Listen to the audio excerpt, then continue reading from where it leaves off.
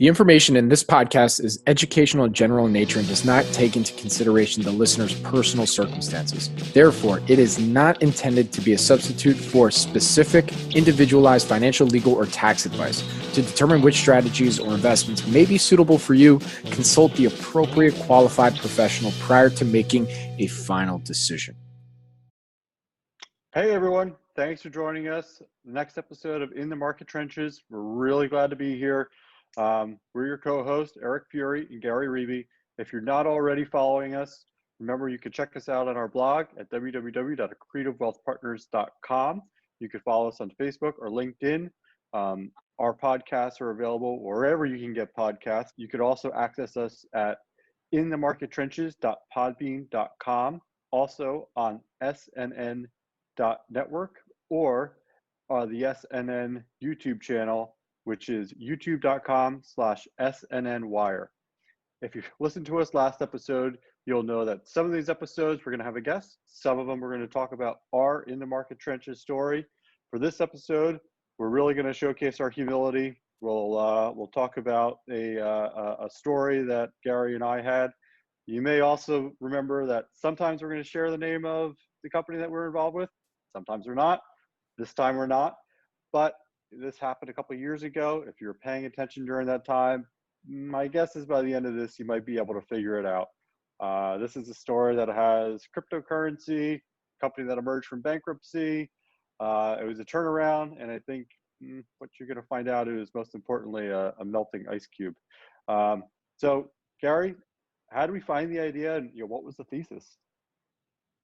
Yeah, Eric, I think getting in the trenches. One of the places we like to look are areas of the market where there tend to be mispricings, and one of the areas that we spend a little bit of time up here and there, sometimes during the process, sometimes after the process, is in the bankruptcy court and reorg land. At least historically we have. This is one that was a company that had a long, storied, proud history. Had over 100-something years. Was an innovator for a long time. And the business turned, at some point though, they missed the digital transformation, and the business turned into something of a melting ice cube. And as they wound up filing Chapter 11, I don't know, 7-8 years ago, maybe a little bit more than that at this point. And we started taking a look at it coming out of the reorg. Because we thought, well, this is a company that ran really bloated. This is an opportunity to clean it up. They have a number of different divisions, and now they've got some private equity folks involved. And the thesis seems pretty simple. Chop it up, cut costs, chop it up, sell it, move on. And that was at least where the thesis started. So when they emerged from bankruptcy, something of an odyssey. From there, they had the shares, and they also had 2 different classes of warrants. Right. And we got most interested in the warrants because the warrants give you sort of, warrants are a right to buy the stock at a specified price, and they're long dated. And so by the time we were looking at this, we had 4 to 4.5 years for, what we thought was a pretty simple cut costs, clean it up, chop it up story to play out. And sort of things sort of took a turn, and I remember you had sent me the deck when they emerged from bankruptcy, and we looked at it. You're like, wow, those are some pretty lofty numbers. And then I think it wasn't until they got the new CEO in charge that we actually took a real look and like, okay, this is a serious company. They have a serious CEO. You remember? Yeah, they brought in a CEO that had worked with the private equity sponsor that had guided them through or wound up owning a lot of this out of the reorg process, owning a lot of actually the term loan and the common stock. He had a pretty strong background working with the private equity sponsor in the past, had sold companies for them, and he had a history of sort of cutting costs and selling things, and a fairly impressive resume, if I recall. There was something else about it that seemed to be that we thought was a little bit of a tell about it at the time that made us a little bit more confident this is what it was. He actually didn't move to where the company was headquartered. He lived across the country in California, And we thought, oh well, okay, so maybe this is not as long of a project, as long of a project as we thought. Because how long is somebody going to want to be flying back and forth between the coasts? What else do you remember about this, Eric? Yeah, I mean, that was it. It all kind of lined up to, we had 4.5 years till expiration on the warrants. You have this new CEO coming in. You have a pretty good presentation that they put out. We thought that it was an asymmetric payoff on the warrants, and all they had to do is execute on the sum of the parts strategy and just start chopping up the assets and selling them off. And so I think we started to put a small position onto the warrants. We reached out to the head of IR and we started talking to him, getting comfortable with the financials. Pretty early on, and this was, go ahead. Yeah, we started talking about it, and pretty early on, it was, there was just headwind after headwind after headwind. And what did you call the EBITDA? So every quarter they would put it, so they were guiding to this EBITDA number that was, so contrived. I called it FUBAR EBITDA, effed up beyond all recognition. And well, that was at a certain point later on, but initially it seemed like a reasonably clean number, but it's sort of, as time moved on, there are all these puts and takes and songs and dances to why they didn't hit their numbers, and how if you squinted really hard, you spun around 3 times and you stood on your head and you looked at it, oh yeah, they definitely hit the mark, right? And that was basically every quarter. It was currencies, aluminum, headwinds, Brexit. I mean, you name it, it happened to them. But I think what we started to sort of realize as time went on is that these are just businesses that are in secular decline, that were more intensely competitive than we would have liked to see. And the industry, the biggest revenue division, it was an intensely competitive industry where it was just in bad need of consolidation. And the thing about that business was, every day that you woke up, that business was a little bit worse than the day before. It just was. And so, we probably should have noticed that earlier on, but it would always sort of look, after every quarter, it always sort of kind of looked cheap, and we would look at it and go, okay, well, here's where we're looking at this, and is it sort of reaching a steadier state? And if so, this certainly looks cheap, and this sort of warrant position has a good chance of working out. Do you remember early on, one of the things about this company as it emerged is it really didn't talk to the investor community very well. We bugged them to get a call, but they really weren't talking to too many other people. Do you remember the investor day that they held? So there was the annual shareholder meeting that we went to, and then there was the investor day. So which one do you want to talk about? Let's talk about the investor day first, because sure. The investor day was New York Stock Exchange. That was supposed to be their big coming out party. And it was sort of like they got up on the, to use an analogy, like a high dive. They climbed all the way to the top of this high dive, and they just did a big belly flop. I mean, and boy did it hurt, and boy were they red. The night before they dropped this 10Q, and buried in the 10Q was some warning on a covenant issue. And so halfway through the investor day, which was supposed to be like a cheerleading party for them to really get people excited, somebody raises their hand, like, would you mind discussing this covenant issue you disclosed in the 10Q? And from there, it was like the stock took a toboggan ride straight down from there that day. And they put out all this really rosy 2 or 3 year guidance, but like, this company had never hit a number in their life. The last time they hit a number was like 1992, which shows you that they had no visibility into their business. As we learned over time, through pain and suffering, we learned that they had no visibility into their business. And it was just the numbers that they put out. I could best describe them as sort of a fantasy. I don't know. What do you think? You nailed it. Yeah. I mean, they didn't come anywhere close to hitting those numbers. The reality. it was painful. It was I was expecting a big reveal during the shareholder day. I thought there was a real purpose behind holding it. I mean, they brought everyone into a room just to disappoint them. It was like a big budget film with a story that went nowhere. It was quite bad.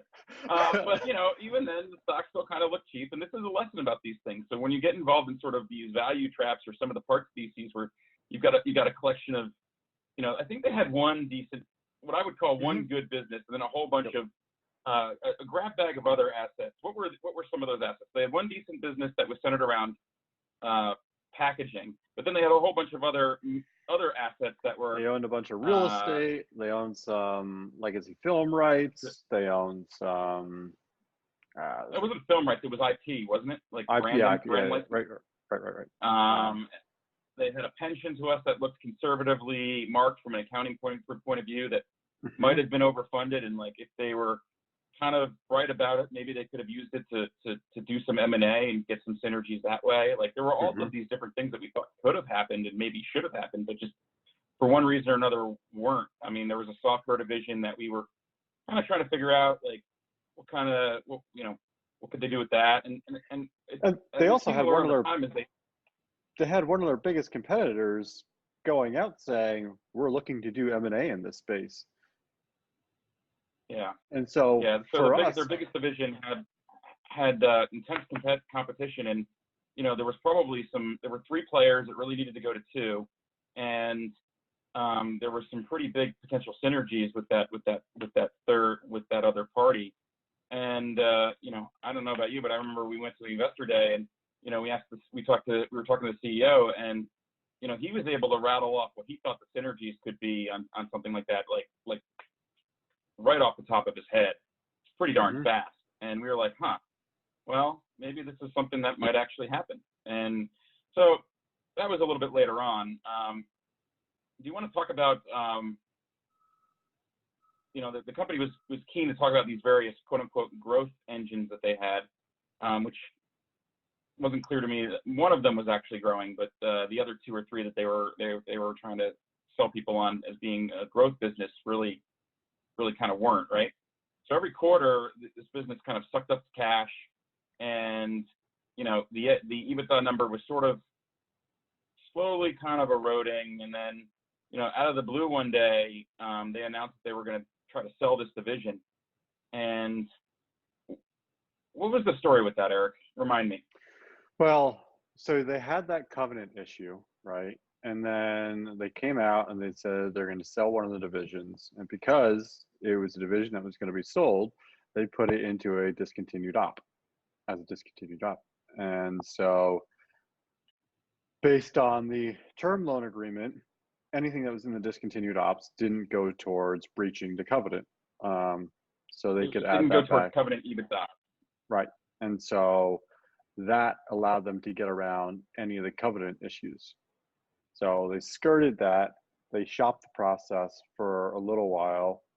We talked to, I think he was the head of IR, and then he became the CFO. And he seemed like after they announced the sale process, they moved this guy to be the CFO. It seemed like they were running a real process. Maybe they were, maybe they weren't. At this point, gun to your head, were they running a real process or not? I mean, we don't know. I don't know. Yeah. So this company was in trouble, and companies in trouble do all kinds of weird things for different reasons. I mean, the thing about it, though, like to navigate the covenant issue, moving that to discontinued operations is actually really, really smart. It was. I mean, I wouldn't have. Yeah. So that whole process sort of failed ultimately one day, and so as we got into we own the warrants on these things. Have had some pretty significant time decay, so we needed this thing to be chopped up and parted out pretty fast. But the underlying company wasn't doing very well. These warrants, they were sort of decaying in value as we got closer and closer to the expiration date, and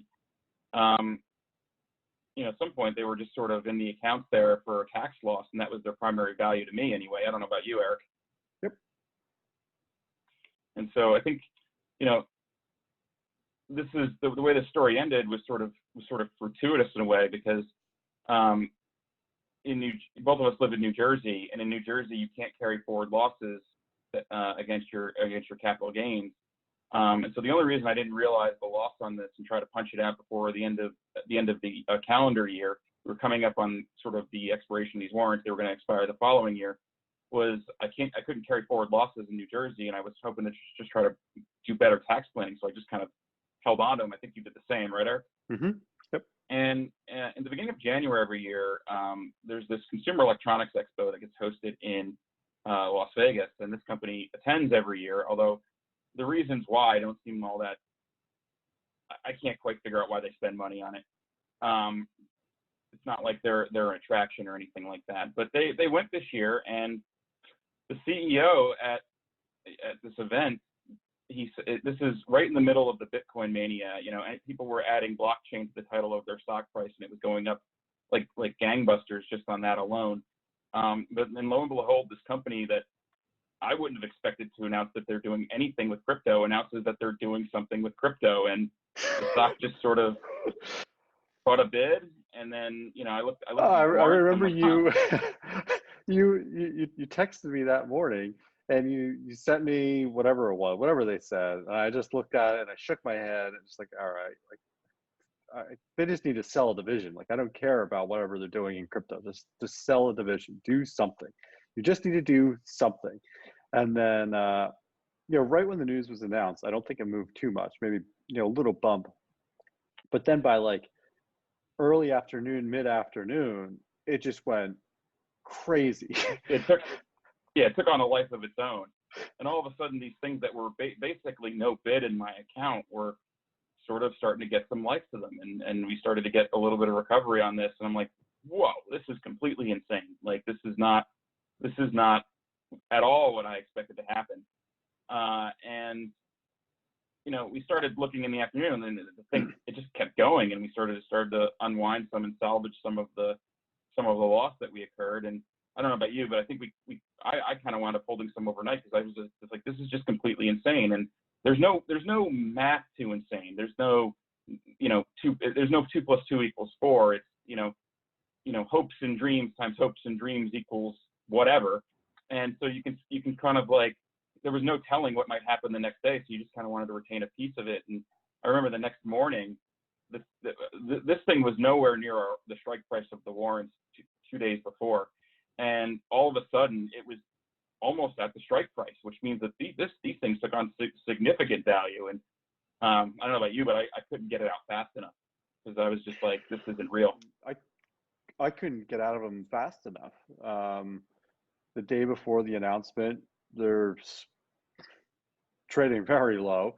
They went up multiples of where they were. And so I was trying to process what had just happened, and trying to decide how much or if I wanted to hold any overnight. And I decided, the mania is probably going to continue into the next day.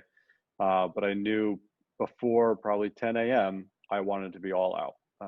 And I did not want to stick around to see the next card. And so that was my strategy.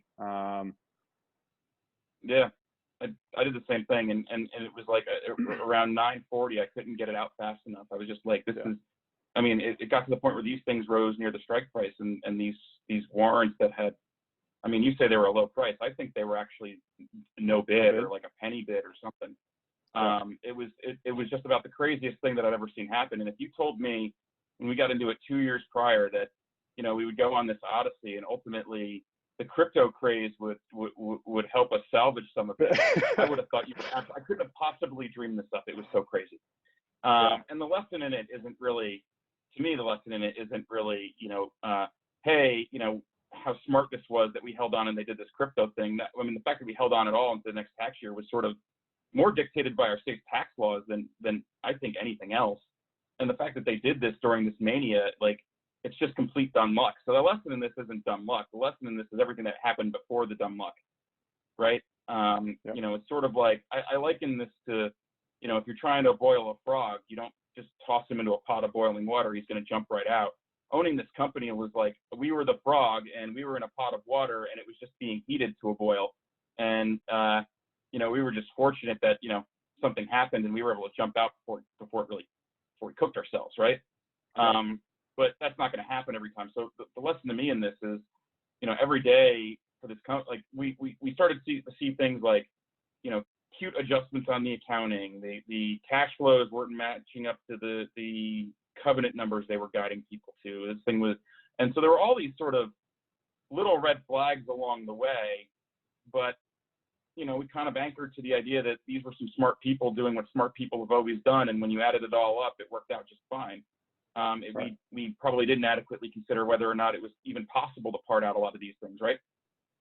Yeah, and I think that was a big takeaway for me is I'll see a lot of sum of the parts analyses, and I'll even do them myself. But the question is always, can the parts actually be separated? And so this was an instance where there's so much overlap between all the parts. Even if they were to sell a division, I think it's really hard for the acquirer to realize those synergies just because there's so much overlap between the other divisions. So trying to part this out was incredibly more difficult than I originally anticipated.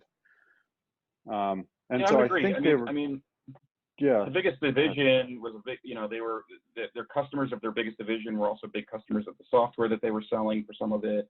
And they had this park, and the park was a big, really they were showing this thing as if it was like 5 or 6 divisions, but really it was like 2 at most, right?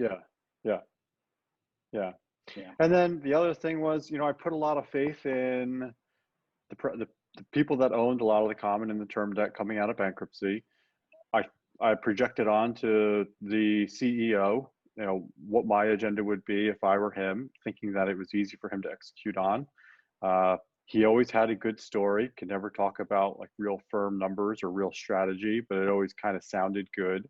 I remember even following them on Twitter. Sometimes I'd see a picture of like, the head of whatever division was missing from the picture. So then I'm thinking, okay, did they actually sell that division? And so, right. of course they did not.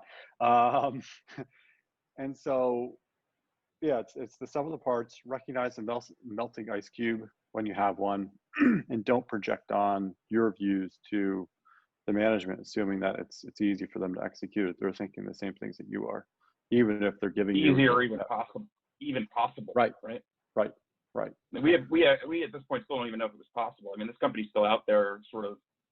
It's kind of a walking zombie a little bit, in my opinion, right now. I'm surprised it hasn't been a 22 at this point, but there were some other people that came in and sort of a 22 is a company that files Chapter 11 twice. For those of you who may not be familiar with the term, and so I'm a little surprised that hasn't happened. So it was an interesting learning lesson. I think in terms of things that we could have learned a lot on, this was a good one. I mean, it had finite periods of time. It had some sort of issues with accounting and the cash burn and the discontinue and sort of games that could get played with shifting things around and the melting ice cube, some of the parts that can't be like there was a lot to this one, and I'm fortunate. I think I feel pretty fortunate that the tuition and all this one, this lesson that was taught to me by the market, wasn't as high as it could have been because we sort of got lucky at the end of it. I don't know. How do you feel? We got we're very, very fortunate that we got bailed out of that one. This company also sells like a lot of consumer products, so like they've got like a brand, and so the postscript to this story is that when we got done with it, I actually went on their website and I bought company branded T-shirts, and I bought one for myself and I sent one to you. I don't know. We debated wearing them for this podcast, but ultimately we decided we didn't really want to out the company. But I still wear mine. One of the most I still wear mine occasionally too. Just to one of the most important things in investing, I think, is to wear and own your mistakes and really celebrate them. And this is one I think we can celebrate more than others because we sort of got lucky on the back end. I think that's a great place to end this episode. Let's wrap it up there unless you have anything else. Yeah, so I think this will give people a flavor of what we're hoping to talk about on this podcast. And when we bring guests on, what we're hoping to have them talk about. And if you're listening to this and you've got an interesting story where you've learned something, we'd love to hear from you. We'd love to have you on the show. If you're a student and you want to come on and pitch us an idea, we'd love to ask tough questions about it and maybe help you potentially avoid some of the pain. Doesn't really make you a better person, and maybe we can all learn from each other's mistakes. So what else, Eric? What are we missing as we wrap it up? Next episode, we're really excited. We have a special guest that's going to come on. It's a former classmate of yours.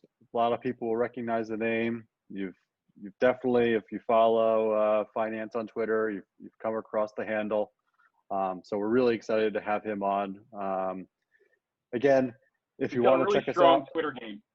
Yes. Remember, check us out on our blog, www.accretivewealthpartners.com. We're on LinkedIn. We're on Facebook. You could download and subscribe to the podcast wherever podcasts are available. Our website is inthemarkettrenches.podbean.com. We're also available on snn.network, or you could get us on the SNN YouTube channel. It's youtube.com/SNNwire. Thank you, everyone, for listening. This is a lot of fun for us. Even though it's a little painful rehashing this story, we learned a lot. We have to remind ourselves that these things happen, the lessons that we've learned. We hope we shared some of those lessons with you. It's something to learn, and we look forward to talking to you next episode. Take care. Looking forward to it. The information in this podcast is educational in general in nature and does not take into consideration the listener's personal circumstances. Therefore, it is not intended to be a substitute for specific, individualized financial, legal, or tax advice. To determine which strategies or investments may be suitable for you, consult the appropriate qualified professional prior to making a final decision.